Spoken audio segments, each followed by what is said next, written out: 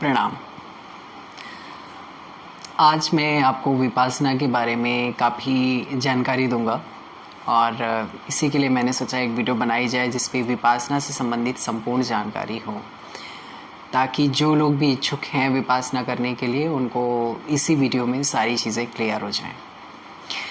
पहले हम ये समझते हैं कि विपासना है क्या। पहले हम इसके बारे में बात करेंगे। तो मेरा नाम है सौरभ और मैं आज आप लोगों को विपासना के बारे में पूरी जानकारी दूंगा। पहले हम समझते हैं विपस्सना के बारे में। क्या है विपस्सना? विपस्सना का जो वी है ये है विशेष, और पस्सना एक पाली शब्द है। वी और पस्सना ये दोनों पाली शब्द हैं। तो वी का मतलब एक स्पेशल या विशेष, और पस्सना का मतलब देखना। तो एक स्पेशल तरह से देखना। क्या देखना स्पेशल तरह से? जो जैसा है उसको उसी तरह से देखना, ना कि आपका अपना पर्सपेक्टिव हो, आपका अपना विचार हो, अपनी चीज़ें हो। जो जैसा है उसको उसी तरह से देखना ही विपस्सना है। तो विपस्सना का ये मतलब है। अब दूसरी बात देखते हैं कि विपस्सना का जो कोर्स होता है ये कौन चलाता है।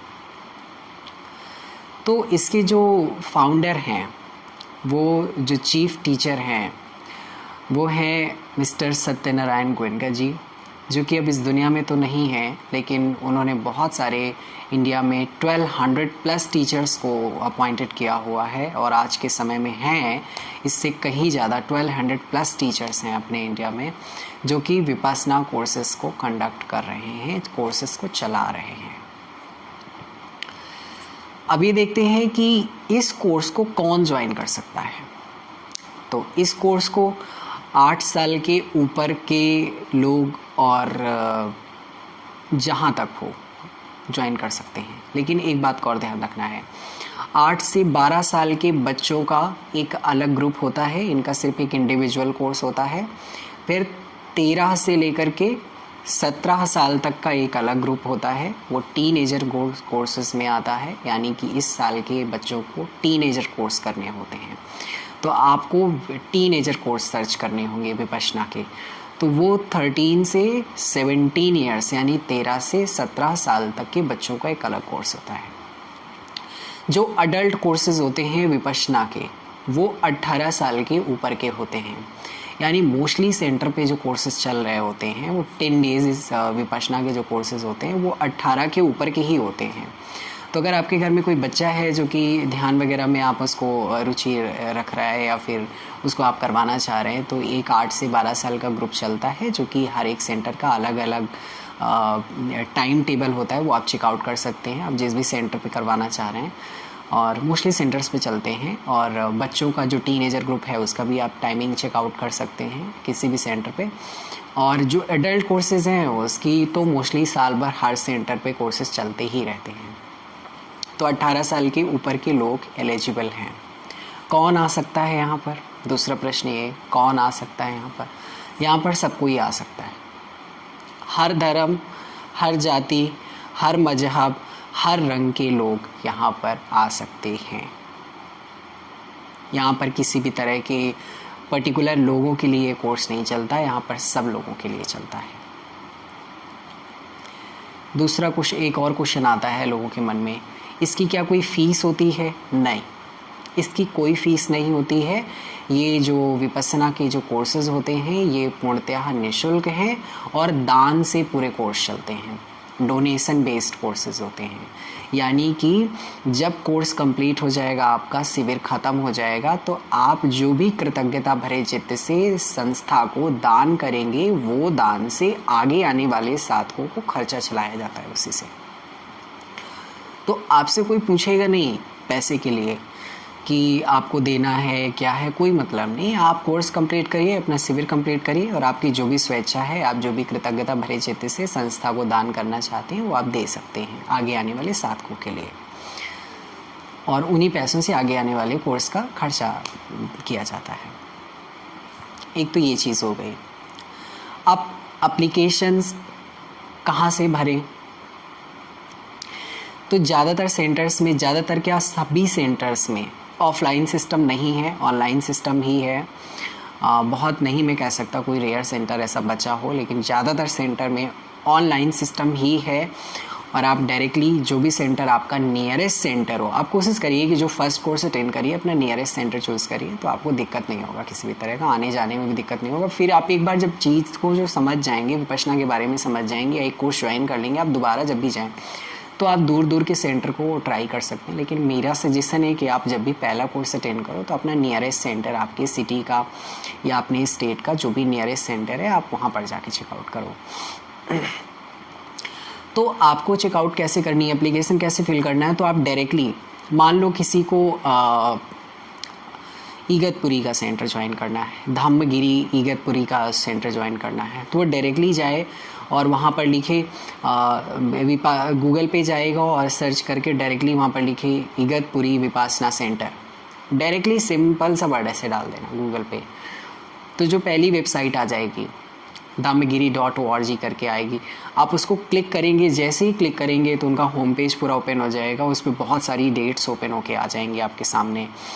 तो जो आपको डेट सुइटेबल लग रही हो, आप जिस डेट पे जाना चाह रहे हैं और जो डेट्स पर सीट्स दिखा रहा हो कि हाँ ये सीट जो है वैकेंट है, उस जहाँ पे आप अप्लाई का ऑप्शन आ रहा होगा, अप्लाई आप क्लिक करेंगे तो पूरा फॉर्म खुल के आ जाएगा आपके सामने। जो भी जानकारी पूछी जा रही है उसको फॉर्म को फिलअप कर दीजिए और सबमिट कर दीजिए, बस बहुत सिंपल है। आप जाएंगे जहाँ भी आप जाना चाहते हैं, डायरेक्टली आप जगह का नाम डालिए और विपासना सेंटर करिए, और पहली जो वेबसाइट आएगी वो पर्टिकुलर सेंटर की होगी वेबसाइट, और वहाँ पर जाके आप ओके करके अप्लाई कर दीजिए और अप्लाई फॉर्म पूरा सबमिट कर दीजिए। तो होगा क्या कि वो जो फॉर्म होगा, उस फॉर्म में जो भी आप अपनी जीमेल आईडी डालेंगे, उस जीमेल आईडी पे सेंटर क्या करता है, एक आपको कॉन्फर्मेशन लेटर भेजता है।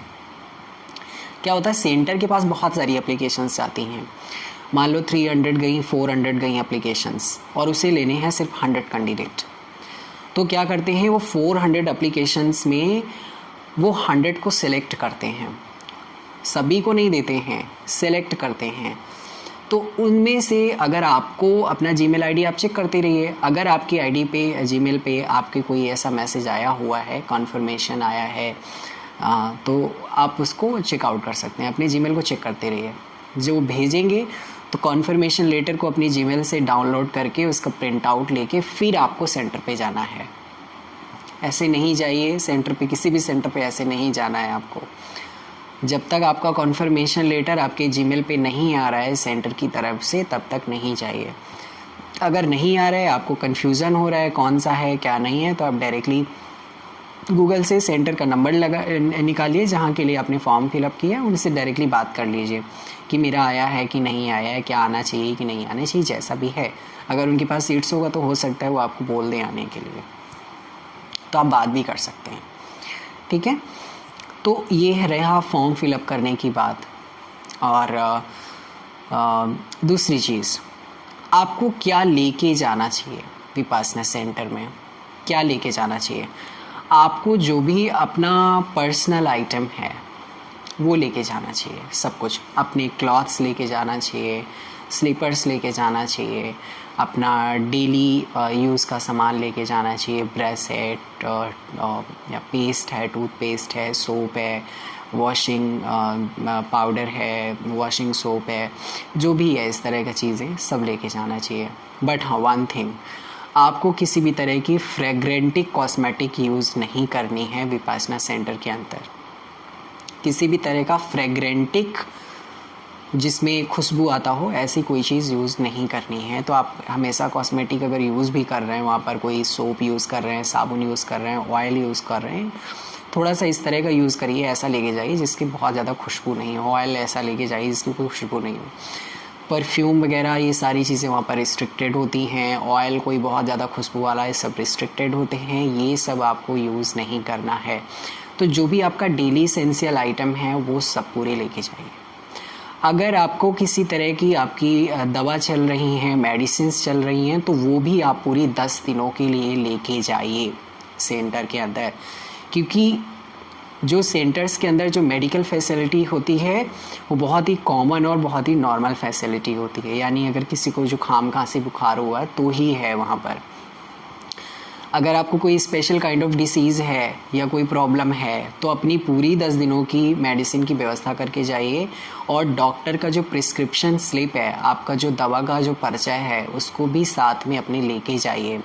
और 0 डे पे जाते ही आप जो है मैनेजमेंट को इन्फॉर्म कर दीजिए कि हमारी मेडिसिन चल रही है और ये दवा का पर्चा है। वो आपको शायद गुरुजी से या टीचर से मिलवाएंगे और आपकी बात करवा देंगे, तो आपको कोई दिक्कत नहीं होगा।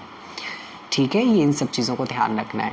और एक बात, अगर आपको किसी भी तरह की प्रॉब्लम है, मेंटल प्रॉब्लम है या हेल्थ इशू है किसी भी तरह का, तो फॉर्म फिलअप करते समय ये सारी इन्फॉर्मेशन आपसे पूछी जाएंगी। तो वहाँ पर आपको सभी कॉलम को बिल्कुल सही और सही जानकारी ही भरनी है। किसी भी तरह की आपको बात छुपानी नहीं है वहाँ पर, नई प्रॉब्लम आप ही को होगी। अगर आप सारी चीज़ों की सही जानकारी वहाँ पर देंगे, अपने फॉर्म को भरते समय लॉयल रहेंगे, तो वो आपके हित की बात होगी, ताकि आपको कभी अगर प्रॉब्लम हो जाए किसी तरह की तो वो इमीडिएटली एक्शन ले सकें सेंटर वाले। ठीक है, अगर आपको किसी तरह की बीमारी है या आपको पास्ट में किसी तरह का मेडिकल इशू रहा है या कभी भी है, उसको पूरा मेंशन करिए। इवन मेडिसिन का भी नाम वहाँ पर मेंशन करिए, सब पूरा मेंशन करिए वहाँ पर। ठीक है, और कभी भी विपासना सेंटर जाइए तो वहाँ पर अपना 10 दिनों का पूरा मेडिसिन लेके जाइए। इवन अपनी आप छोटी सी एक किट भी लेके जाइए, मेडिसिन का जो नॉर्मल मेडिसिन है ना वो लेके जाइए, छोटा मोटा थोड़ा सा है वो लेके जाइए अपना। वैसे ये सब सेंटर्स पे अवेलेबल रहती हैं छोटी छोटी सी चीज़ें, लेकिन फिर भी आप लेके जाइए, जो भी चीज़ें हैं वो आप अपना आप लेके जाइए, क्योंकि सेंटर में मोस्टली अलाउड नहीं होता है बहुत बार। हाँ, पेन किलर्स वगैरह अलाउड नहीं होते हैं खाने और लगाने के लिए, बहुत सारी चीज़ें होती हैं, ये सब आपको नहीं यूज़ करना है। अगर लेके जाएँ तो आप टीचर्स की हमेशा जो आचार्य होते हैं विपासना सेंटर्स पे, आप उनकी परमिशन लें, इसके बाद आप इन सब चीज़ों को यूज़ कर सकते हैं दिखा के और बता के। खाना क्या मिलता है, बहुत बार लोगों को प्रश्न होता है खाना क्या मिलता है वहाँ पे खाने के लिए, क्या हमें खुद को लेके जाना होगा? नहीं, आपको विपस्सना सेंटर के अंदर किसी भी तरह का कोई फूड आइटम नहीं लेके जाना है। वहाँ पर किसी भी तरह का फूड आइटम अलाउड नहीं होता है। अगर आप कोई फूड आइटम रखे भी हैं तो उसको 0 डे पर ही डिपॉजिट कर दीजिए, जमा कर दीजिए, और 10वें दिन आप फिर से ले लीजिए उनसे। जो भी खाना आपको विपासना सेंटर प्रोवाइड कर रहा है, आप सिर्फ वही खाइए।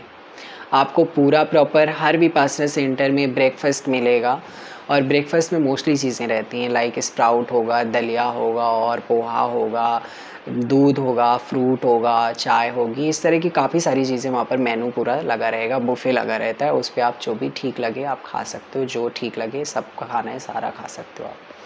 ठीक है, तो प्रॉपर आपको ब्रेकफास्ट मिलेगा, दोपहर का पूरा मील मिलेगा, आपको दाल सब्जी चावल रोटी दलिया खीर जो भी है आपको पूरा प्रॉपर दोपहर का मील मिलेगा। शाम को लाइट स्नैक्स मिलेगा, वो भी जो न्यू मेडिटेटर्स हैं, जो नए लोग जाते हैं उनको सिर्फ मिलता है। पुराने मेडिटेटर्स को तो वो भी नहीं मिलता है। पुराने मेडिटेटर्स के लिए सिर्फ नींबू पानी, लेमन वाटर या फिर ब्लैक टी वगैरह अलाउड होता है। न्यू मेडिटेटर्स को केवल शाम को फ्रूट, चाय और साथ में कुछ हल्का सा नाश्ता मिल जाएगा बस। तो रात के जो डिनर होता है वो स्किप होता है। तो आप ये दिमाग पे रखिए कि आपको रात में खाना नहीं मिलेगा, आपको सिर्फ ब्रेकफास्ट, दोपहर का लंच और शाम का स्नैक्स हल्का सा वो बस मिलेगा। लेकिन अगर आपको किसी तरह का हेल्थ इशू है तो आप 0 डे पे ही बता दीजिए, आपको कोई मेडिसिन चल रहा है तो आप 0 डे पे इन्फॉर्म कर दीजिए, और टीचर से बात करके आप खाने की परमिशन ले लीजिए, तो रात को डिनर भी मिल जाएगा। ठीक है, आगे हम बात करते हैं बहुत सारी चीज़ों को, कि एक चीज़ और बहुत इम्पॉर्टेंट बात है, विपासना जाने से पहले आप जो भी विपासना की आचार संहिता है, जो नियम है वहाँ के, वो फॉर्म फिलअप करते समय एक पूरा नियम का पूरा एक चार्ट आता है, चार्ट पेपर आप खुल के आता है, आप उसको एक एक पॉइंट को बहुत अच्छे से पढ़ के जाइए, बहुत अच्छे से पढ़िए उसको, एक एक चीज़ को, ताकि आप समझ सकें कि ये क्या है और क्यों करना है ना, और क्या लेके जाना है क्या नहीं लेके जाना है, सारी चीज़ें उस पर लिखी रहती हैं। हमेशा जब भी विपासना सेंटर विज़िट करें तो वहाँ की जो आचार संहिता है, नियम है, उसको एक बार पढ़ के ज़रूर जाइए, ठीक है। बारिश का सीज़न है तो अम्ब्रेला ज़रूर लेके जाइए, साथ में एक पानी की बॉटल लेके जाइए आप। और और एक चीज़, बहुत सारे लोग पूछते हैं ठंडियों में क्या ब्लैंकेट मिलेगा, रज़ाई मिलेगा? हाँ, मोस्टली सेंटर पे आपको प्रोवाइड होता है, आपको ब्लैंकेट वगैरह मिलेगा, ले जाने की ज़रूरत नहीं है। लेकिन ऐसा कोई सेंटर है तो आप हो सके तो एक बार आप जब भी किसी सेंटर पे विज़िट करिए, वहाँ पे कॉल करके आप उनसे ज़रूर बात कर लीजिए कि क्या ब्लैंकेट लेके आना है या आप हमें प्रोवाइड करेंगे। अगर वो प्रोवाइड कर रहे हैं तो ठीक है। मान लीजिए किसी सेंटर पे व्यवस्था नहीं है और आप पहुँच गए और उनके पास भी नहीं, आपके पास भी नहीं, ठंडी का सीज़न है, तो फिर प्रॉब्लम होगा ना। तो इसकी वजह से जब भी ठंडी पे जाइए तो आप कोशिश करिए कि वहाँ के बारे में उनसे एक बार बात कर लीजिए कि क्या ब्लैंकेट लेके आना है कि नहीं है। अगर वो कह रहे हैं हाँ, तो ठीक है, लेके जाइए आप। अपनी जो भी पर्सनल चीज़ें हैं, क्लॉथ्स है, डेली एसेंशियल आइटम है, सारा सब कुछ आपको लेके जाना है 10 दिनों के लिए। खाने का आइटम बस नहीं लेके जाना है किसी भी तरह का। मेडिसिन अपनी पूरी प्रॉपर लेके जाना है। तो ये सारी इन्फॉर्मेशंस थी। और विपासना से संबंधित अगर आपकी कोई और क्वेरी है विपासना से संबंधित तो मैं आपको अपना व्हाट्सएप नंबर दे दूँगा। और तो आप वहाँ पर डायरेक्टली मुझे कॉल उसमें मैसेज कर सकते हैं मेरे व्हाट्सएप नंबर पे, और मैं आपको ज़रूर रिप्लाई करूँगा। विपासना से संबंधित अगर किसी भी तरह की क्वेरी है तो आप बेझिझक मुझसे पूछ सकते हैं। कमेंट बॉक्स पे आप डायरेक्टली मुझे मैसेज कर सकते हैं, मैं वहाँ पर भी आपको ज़रूर रिप्लाई करूँगा। कोशिश करिएगा कि आप लोग कमेंट बॉक्स पे ही या मैसेज करें या क्वेरी करें, जो भी क्वेश्चन है आपके विपासना से संबंधित, मैं वहाँ पर ज़रूर उनको रिसॉल्व कर दूँगा और मैं आपकी पूरी हेल्प करूँगा इस चीज़ के लिए। ठीक है, यही छोटी सी जानकारी थी। बकाया अगर कोई चीज़ आपके भी अभी भी दिमाग में है विपासना से संबंधित चीज़ें कि हाँ, एक चीज़ और है, यहाँ पे बहुत सारे लोग अपनी बीमारी ठीक करने के लिए बोलते हैं कि विपासना चले जाएँगे तो ऐसा ठीक हो जाएगा, वैसा ठीक हो जाएगा। ये भी बहुत बड़ी भ्रांति है, मैं एक बार क्लियर कर दे रहा हूँ इस भी पॉइंट को, कि बहुत सारे लोग सोचते हैं कि मुझे ये बीमारी है तो आप मैं ठीक हो जाऊँगा जाके। सर जी प्लीज़ आप ये सोच के मत आइए यहाँ पे, नहीं। विपासना सेंटर कोई हॉस्पिटल सेंटर नहीं है, हॉस्पिटल नहीं है ये सिर्फ़ एक साधना केंद्र है, मेडिटेशन सेंटर हैं, साधना केंद्र हैं, धर्म के क्षेत्र हैं। तो यहाँ पर जब भी आइए तो धर्म को सीखने के उद्देश्य से आइए, साधना को सीखने के उद्देश्य से आइए, बीमारी भगाने के उद्देश्य से नहीं आइए। बीमारी आपकी तो निकल ही जाएगी, ये एक बाई प्रोडक्ट चीज़ है, तो चली जाएगी। लेकिन जो व्यक्ति एक उद्देश्य लेके आता है कि मुझे ये पर्टिकुलर बीमारी ठीक करना है और इस साधना का यूज़ पर्टिकुलर बीमारी को ठीक करने के लिए करता है, वो ठीक नहीं हो पाता है। बीमारी ठीक हो जाएगी, ये बहुत नॉर्मल सी बात है। बीमारी क्या न जाने क्या-क्या ठीक हो जाएगा इससे। लेकिन उस व्यक्ति की हो पाएगी जो व्यक्ति उद्देश्य बीमारी का नहीं लेके आएगा। यहाँ पर ये उद्देश्य लेके आएगा कि मुझे धर्म सीखना है या मुझे साधना सीखनी है, जिसका साधना में इंटरेस्ट होगा, जिसकी धर्म पे इंटरेस्ट होगा जिसका, और वो पूरा ध्यान अपना मन लगाएगा साधना पे, ध्यान पे, धर्म पे मन लगाएगा, सिर्फ वही व्यक्ति इन सब चीज़ों से निकल पाएगा। अब कोई व्यक्ति सोचे कि मैं ठीक हो जाऊँगा, वो ठीक होने के उद्देश्य से सिर्फ आया है, उसका पूरा दिमाग सिर्फ ठीक होने के लिए लगा हुआ है और वो इस साधना का यूज़ ठीक होने के लिए कर रहा है। इतनी बड़ी साधना का वो प्रयोग जो है अपनी तुच्छ सी बीमारी को ठीक करने के लिए कर रहा है, तो उसकी बीमारी ठीक नहीं हो सकती है। वो क्योंकि पूरा दिमाग उसी पे लगा रहेगा और वो काम नहीं कर पाएगा। तो ये मैं फिर से कह दे रहा हूँ, ये हॉस्पिटल सेंटर नहीं है, साधना क्षेत्र है, धर्म क्षेत्र है। तो यहाँ पर जब भी आइए तो साधना सीखने के उद्देश्य से आइए, धर्म सीखने के उद्देश्य से आइए, बीमारी ठीक करने के लिए नहीं। मंगल हो, सभी का कल्याण हो। और किसी भी तरह की आपको अगर क्वेरी है तो आप कमेंट बॉक्स पे लिखें, और वीडियो कैसी लगी इसका भी रिव्यू प्लीज़ आप कमेंट बॉक्स पे दें। और thank you so much for supporting me and मंगल हो आप सभी का, बहुत बहुत कल्याण हो।